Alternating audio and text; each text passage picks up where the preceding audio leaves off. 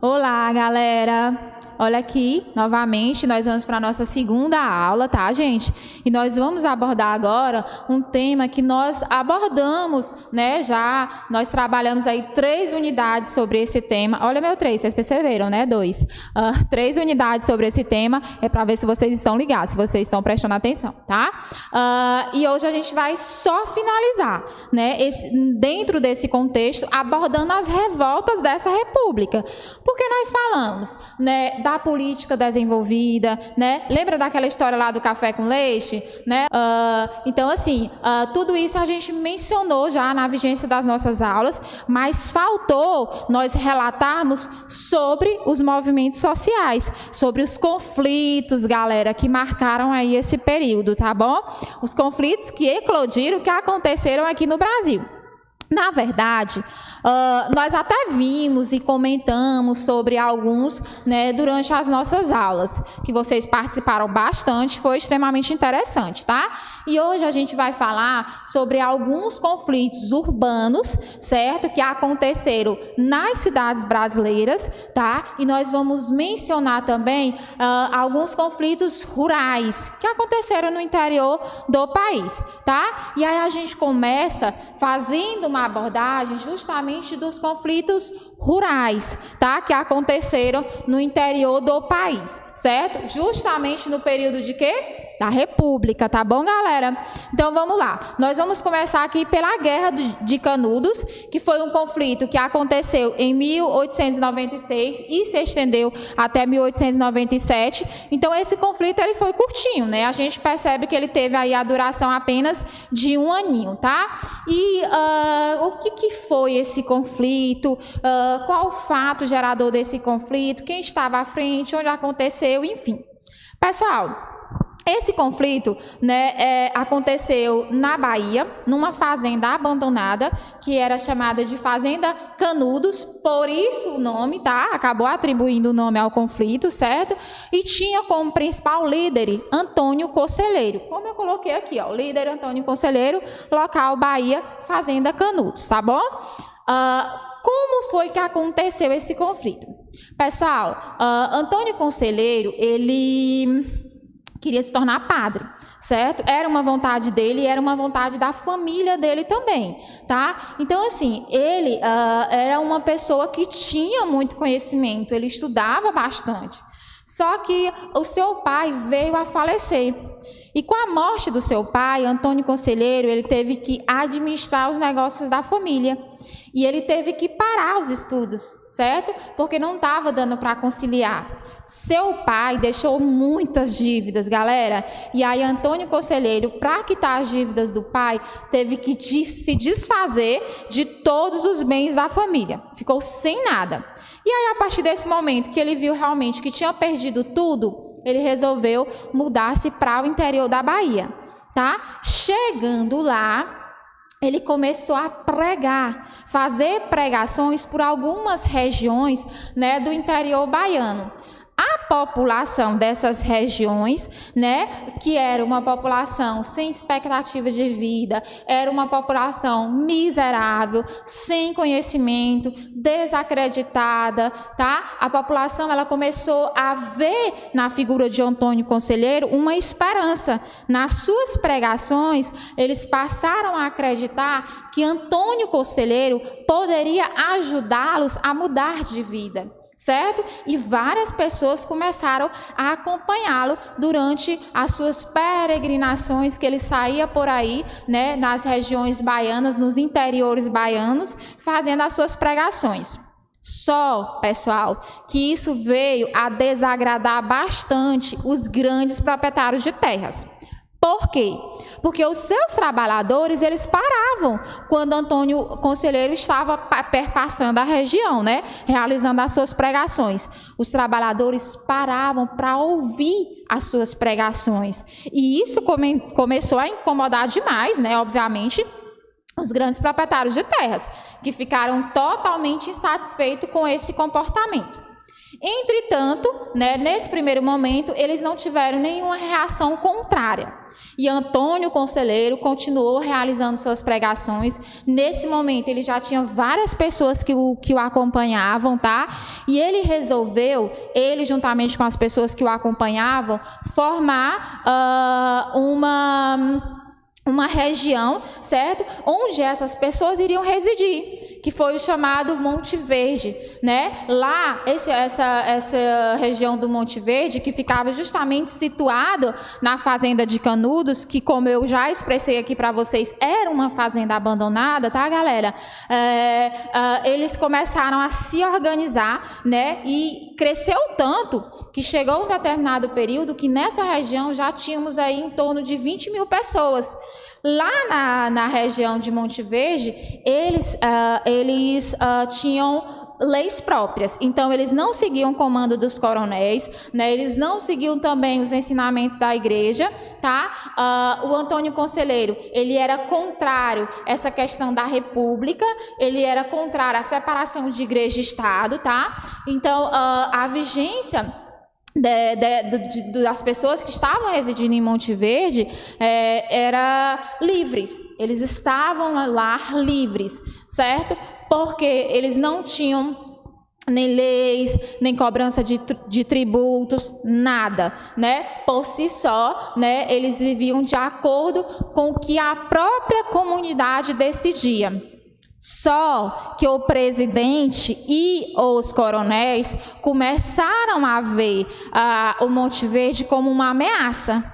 Eles começaram a pensar o seguinte: poxa, se nós deixarmos isso acontecer, daqui a pouco várias regiões do Brasil vão formar comunidades independentes. E aí o nosso governo vai estar ameaçado. O governo, a autoridade dos coronéis, na verdade, ela vai também estar ameaçada.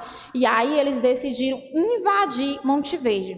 Realizaram 3 invasões, certo? E durante essas 3 invasões, galera, eles não tiveram êxito. O que preocupou mais ainda os coronéis, o que preocupou mais ainda, né, o presidente vigente na época, porque eles começaram a imaginar que durante a ocorrência dessas 3 invasões, né, de fato eles não conseguiram destruir a comunidade. As pessoas poderiam achar que a comunidade estava bem forte, né, que os coronéis não eram suficientemente fortes para conseguir enfrentar tal comunidade.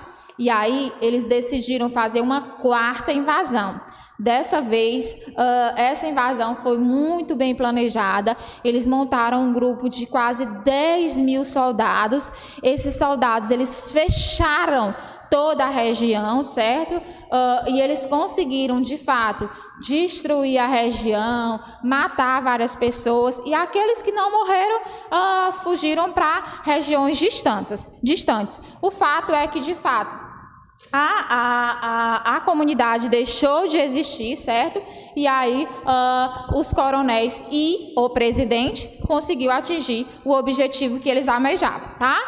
Nós tivemos um segundo conflito também que aconteceu nas áreas rurais, né, do território brasileiro durante a vigência da República, certo? Que foi justamente a Guerra do Contestado. Pessoal, olha, deixa eu dar uma dica para vocês. Todos esses conflitos, eles sugerem o nome aí de regiões ou sugerem até o significado de tal conflito. Por exemplo, a gente viu aqui que o de Canudos era o nome da fazenda que eles acabaram ocupando, tá? A de Contestado, por que recebeu esse nome? Porque esse conflito era um conflito de contesto. Eles estavam contestando uma região, certo? Ou seja, disputando, né, a autonomia, a posse de uma região. Essa região, pessoal, ela estava entre o Paraná, tá, e Santa Catarina. Era uma região ali que dividia, né, esses 2 locais aqui. O Paraná queria a posse dessa região e Santa Catarina disse: não, eu que tenho que ficar com a posse, tá? E o conflito foi justamente por conta disso. Quem iria ter a posse dessa região, tá? Esse conflito, ele teve como líder o monge João Maria. O monge João Maria, em alguns aspectos, ele se assemelha a Antônio Conselheiro. Por quê, professora? Porque o João, ele também pregava. Então, ele saía por aí, pelas regiões, né, pelo interior, fazendo as suas pregações, assim como Antônio Conselheiro. E por fazer essas pregações, ele também começou a ter um grande número de seguidores, as pessoas começaram a simpatizar das suas ideias, a acreditar que poderiam mudar de vida, enfim, toda aquela história que eu já mencionei para vocês quando nós estávamos falando aí de Antônio Conselheiro, tá bom? Então, este conflito aqui foi por essa disputa de terra, como a gente já mencionou aqui, tá? Esse conflito, ele teve uma duração bem maior, certo? Porque nós percebemos que o de Canudos, ele teve a duração apenas de 1 ano, já o do contestado, ele vai durar 4 anos, gente, 4 anos de conflito. E aí, durante a vigência desses 4 anos, eles conseguem matar o líder, que era João Maria, tá? E isso despertou a fúria, a raiva nas pessoas que o acompanhavam, que o seguiam, que acreditavam nas suas ideias. Essas pessoas, elas pegaram o corpo de João Maria e enterraram justamente na área em que eles estavam contestando, justamente nessa faixa de terra que separava o Paraná de Santa Catarina. E batizaram aquela terra como Terra Santa, tá? E eles queriam a posse. Só que, de fato, pessoal, esse conflito, ele se estende após a morte do líder. O conflito, ele fica meio que enfraquecido e quem passa, de fato, a ter o território não vai ser nem Santa Catarina e nem o Paraná por si só. A faixa de terra vai ser dividida entre os dois, ou seja, cada um vai ter a sua parte lá. Nenhum dos dois teve a porção de terra por inteiro por si só, tá? Então, o conflito, ele culmina justamente com essa separação e não com a morte de João Maria, porque após a morte de João Maria, que ele foi enterrado lá na faixa de terra, essa terra foi tida como Terra Santa, o conflito continuou ainda mais, teve essa duração aí de 4 anos, tá? Então, eles acabaram dividindo e as terras ficaram aí para as 2 regiões, tá? Nós temos um terceiro, certo? E último conflito rural, que vai ser o cangaço. Esse aqui eu acredito que todo mundo, né, tem alguma informação a respeito. Não é novo para ninguém, né? Porque todo mundo já assistiu o Alto da Compadecida, né, e outros filmes aí que abordam a questão do cangaço. Então a gente sabe que o cangaço, diferente desses outros movimentos aqui, eles não lutavam em busca de melhores condições de vida da população, atender os anseios e necessidades da população. Não, o objetivo do cangaço não era esse. O cangaço, ele lutava em benefício próprio, ou seja, ele lutava para vingar a morte dos seus entes queridos, para rever terras que eles perderam para coronéis ou para qualquer outra pessoa, certo? Então, o principal motivo que norteava as disputas do cangaço era justamente esse. E detalhe, as mulheres, elas participavam do cangaço. E elas participavam não de forma obrigatória, elas participavam de livre e espontânea vontade, certo? Porque algumas mulheres se identificavam com aquele movimento, tá? E aí nós temos como líder, essa daqui é muito fácil, minha gente, respondam aí do outro lado da tela, quem é o líder do cangaço? Quem é? Lampião, né, gente? Lampião tinha uma bela companheira que era Maria Bonita, certo? Lampião, né, a gente sabe da sua trajetória, ele vivenciou, né, várias disputas, vários conflitos, era muito temido, né, em toda a região, certo? Porque realmente a sua tropa, ela não tinha muita misericórdia nas suas invasões, né? Eles invadiam de forma bruta, severa, né, e chegavam destruindo tudo que eles encontravam pela frente. Essa questão do cangaço, ela percorreu por muito tempo no contexto aí das revoltas rurais. Só que, quando Getúlio Vargas assume o poder, ele passa a lutar contra o fim do cangaço. Então, Getúlio Vargas, ele quer pôr fim a esse movimento, se não conseguir, que era o objetivo maior, que pelo menos ele diminuísse, ele reduzisse aí, tá bom? Lampião, voltando para a questão dele, né? Ele foi morto em uma emboscada, tá? Que esse contexto aí também, eu acredito que vocês já sabem, que a maioria de vocês acompanham esses filmes, novelas não, desculpa, galera, só os filmes mesmo e que abordam essa temática, tá?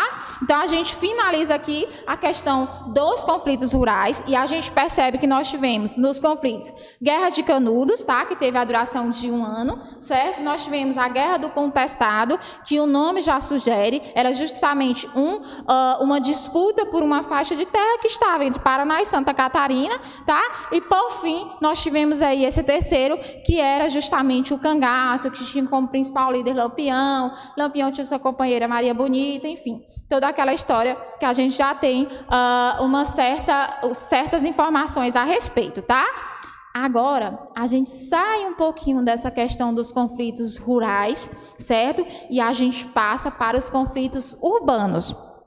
Essa parte, ela vai ser extremamente fácil para vocês, porque nós trabalhamos todos os conflitos urbanos já esse ano, tá? Então, eu vou fazer só uma revisão novamente aqui com vocês, tá? Então, dentre os conflitos urbanos, a gente tem a revolta da vacina, certo? Que essa revolta da vacina, ela foi liderada, né? Ela foi comandada por Oswaldo Cruz, aconteceu no Rio de Janeiro, durante a vigência de qual presidente, professor? Rodrigues Alves, tá? Tati, até aí tudo bem, mas agora me explique o que foi essa revolta da vacina, por favor. Explico sim.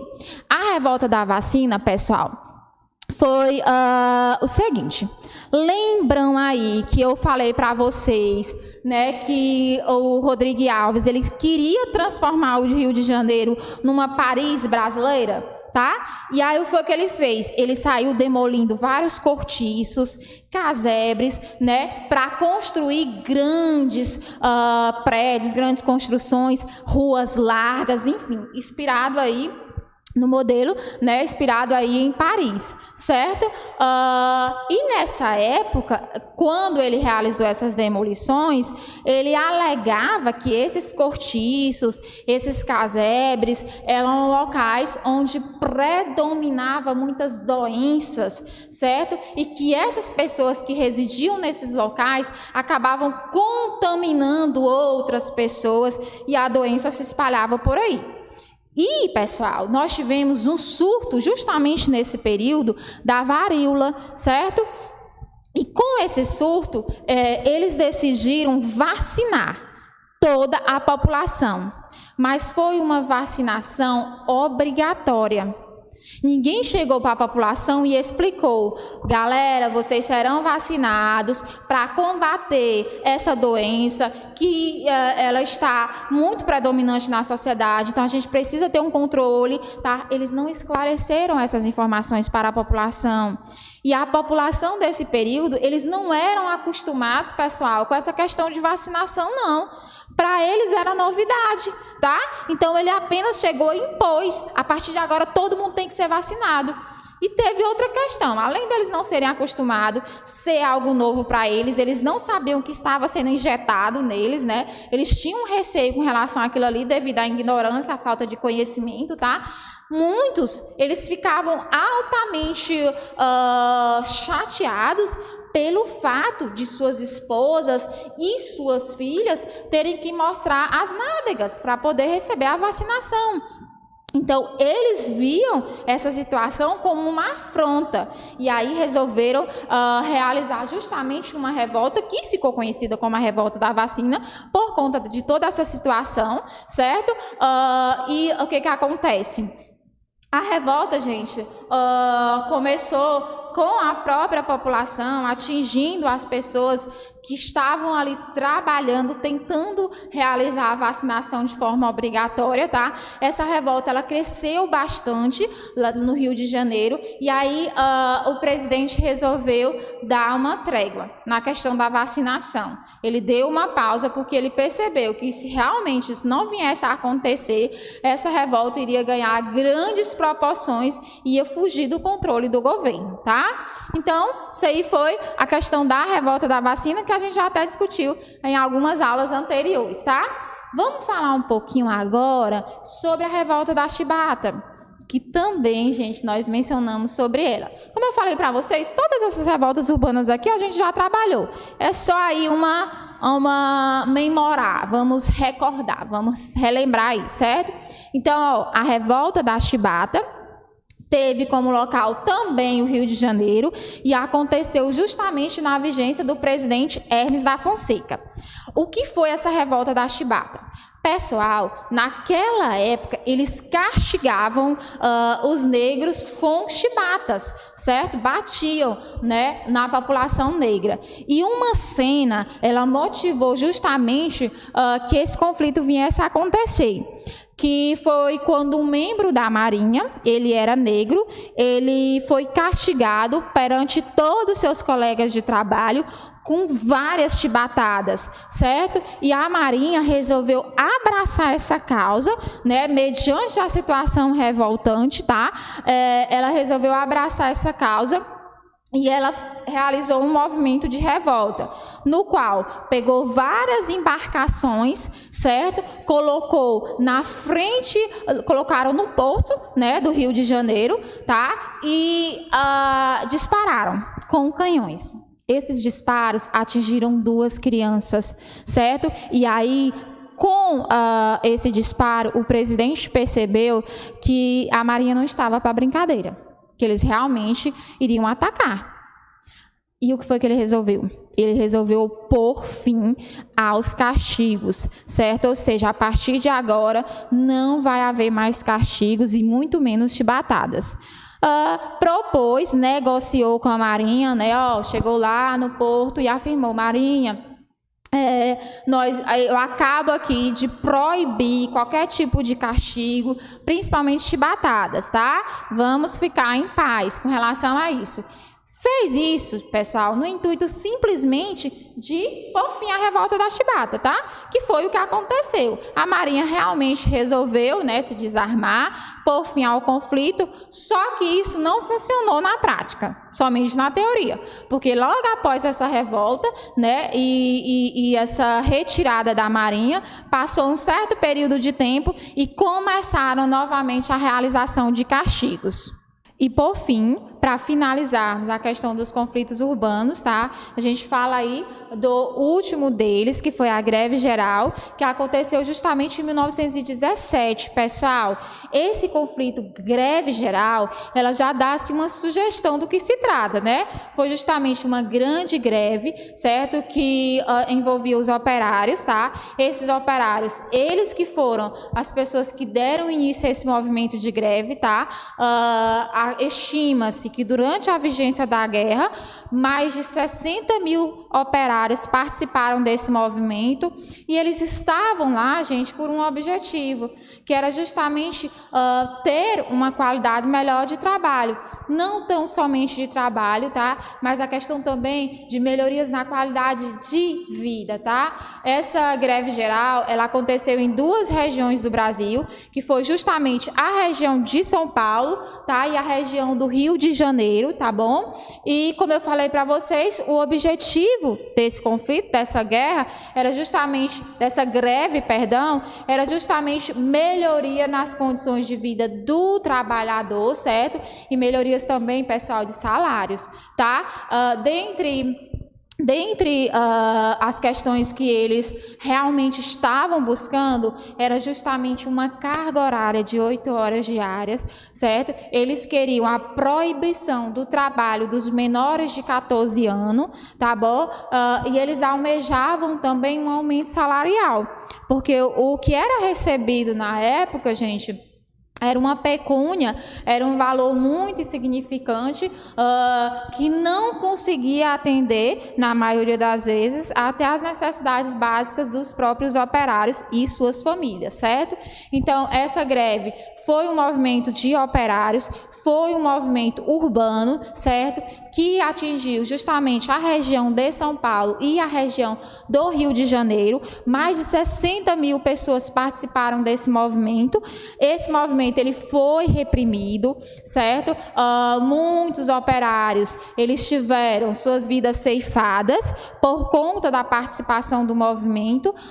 E se vocês me perguntarem se de fato eles conseguiram atingir, né, os objetivos reais da greve, eu respondo a vocês, pessoal, que a maioria do que motivava a participação desse conflito, a realização da greve, não foi atingido, tá? Durante a realização das greves, nós tivemos aí a formação de sindicatos. Esses sindicatos, eles estavam justamente tentando apoiar em partes os operários, tá? E de certa forma, em contextos de resumir todo o conflito, eles conseguiram algumas melhorias no que diz respeito a essa relação de trabalho, tá?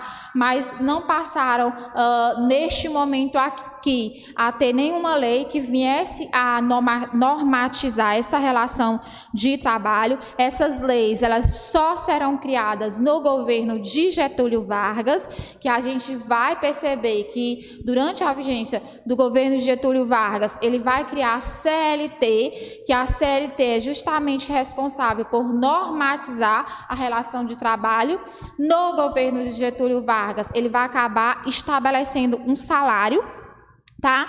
Um salário que será unificado para todo o país, porque neste momento aqui, pessoal, não havia um salário unificado, certo? Cada operário recebia um valor, né, de acordo com o que o seu empregador, de acordo com o que o dono, né, das fábricas achavam que era pertinente, que era conveniente. Eles também não tinham essa questão de jornada, estabelecer uma jornada de trabalho. As jornadas, elas começavam muito cedo, às vezes 6 horas da manhã, tinha uma pequena pausa para uma refeição e eles entravam na noite, trabalhavam até as 22, 23 horas. Então, era uma jornada de trabalho extremamente exaustiva, tá? E a gente vai ver toda essa regulamentação no que diz respeito à jornada de salário, a salário propriamente dito, né? As pessoas que podem e as que não devem trabalhar. A gente vai ver toda essa normatização não com o final da greve geral, porque, como eu falei para vocês, eles não conseguiram atingir de fato todos esses objetivos. Claro que eles conseguiram se posicionar politicamente, certo? E conseguiram também ganhar uma visibilidade maior, né? Eles começaram a perceber que agora eles tinham voz, eles tinham a capacidade, né, de realizar movimentos justamente pela aquisição dos seus direitos. Mas a gente vai perceber que todos esses direitos passarão a ser garantidos de fato aos trabalhadores durante a vigência do governo de Getúlio Vargas, tá, pessoal? Finalizamos aqui mais uma aula, certo? Eu deixo uma atividade para que vocês possam realizar, tá? A atividade é justamente vocês responderem as questões da página 62, 63 e 64, certo? A maioria dessas questões, elas são objetivas, então vocês poderão estar marcando a resposta no próprio livro de vocês, certo? Posteriormente, nós teremos uma aula destinada à correção dessas atividades, tá bom? Então, vocês respondam a atividade de vocês, que também será um meio em que vocês vão estar testando o conhecimento de vocês ao assistir a aula, né? Ao ler um pouquinho também no material de vocês, certo? Então, a atividade é um meio de estar reforçando esse conhecimento, tá bom? Um beijo e até a nossa próxima aula. Tchau, tchau.